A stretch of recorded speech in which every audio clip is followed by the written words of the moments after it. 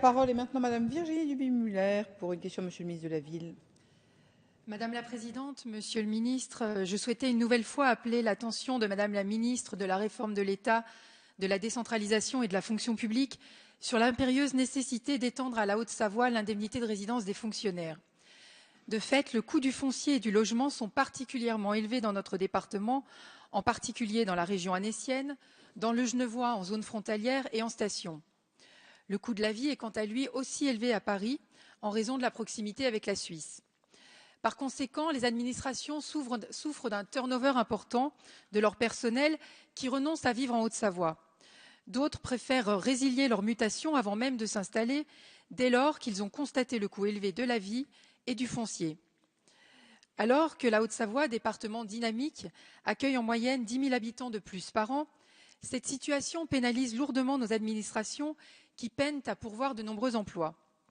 Le taux de vacance de poste est d'ailleurs relativement important, notamment à la direction départementale de la police aux frontières, à la direction départementale des finances publiques, au commissariat d'Annemasse.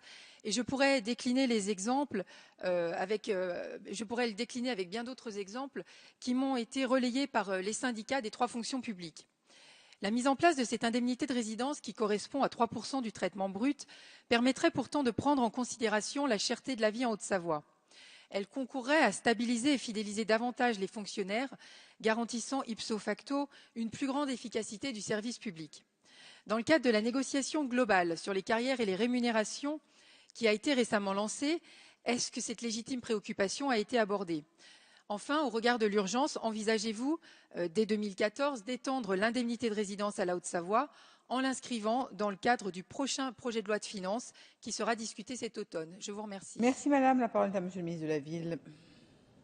Madame la Présidente, Madame la députée Duby-Muller, vous avez appelé l'attention à Madame Maryse de Brochu, ministre de la Réforme de l'État, de la décentralisation et de la fonction publique, sur la nécessité d'étendre l'indemnité de résidence des fonctionnaires à la Haute-Savoie.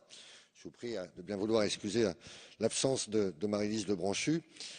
L'indemnité de résidence est un complément de rémunération des fonctionnaires qui ne remplit plus aujourd'hui son objectif de compensation des différences du coût de la vie entre les différentes localités où les fonctionnaires exercent leurs fonctions. En application des dispositions du décret 85-1148 du 24 octobre 1985 modifié relatif à la rémunération des personnels civils et militaires de l'État, des personnels des collectivités territoriales et des personnels des établissements publics d'hospitalisation, le taux de l'indemnité de résidence varie selon la zone territoriale dans laquelle est classée la commune d'affectation de l'agent. Allant de 0 à 3% du traitement des agents, l'indemnité de résidence repose sur un zonage ancien qui n'a été modifié qu'à la marge depuis 1962. Il n'inclut pas aujourd'hui la Haute-Savoie, ni par ailleurs des villes telles que Bordeaux ou Toulouse.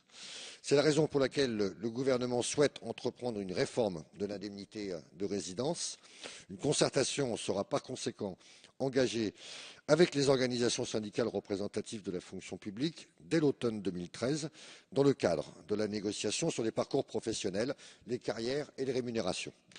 Les travaux entre les services de la ministre de la Réforme de l'État, de la décentralisation et de la fonction publique et ceux de l'Institut national de la statistique et des études économiques permettant de construire un indicateur de cherté de la vie seront par ailleurs poursuivis. Les axes de la réforme de l'indemnité de résidence ne seront déterminés qu'à l'issue de la phase de concertation avec les organisations syndicales. Merci Madame Duby-Muller. Merci, Monsieur le Ministre, pour ces éléments de réponse. J'ai bien compris effectivement que cela entrait dans une réforme plus globale. Cette attente est une espérance légitime qui anime les fonctionnaires de Haute-Savoie depuis très longtemps, mais qui s'est accrue ces dernières années à l'aune de la pression foncière. Donc je compte sur vous pour l'intégrer dans le cadre de ces négociations et je serai particulièrement vigilante. Je vous remercie. Merci Madame.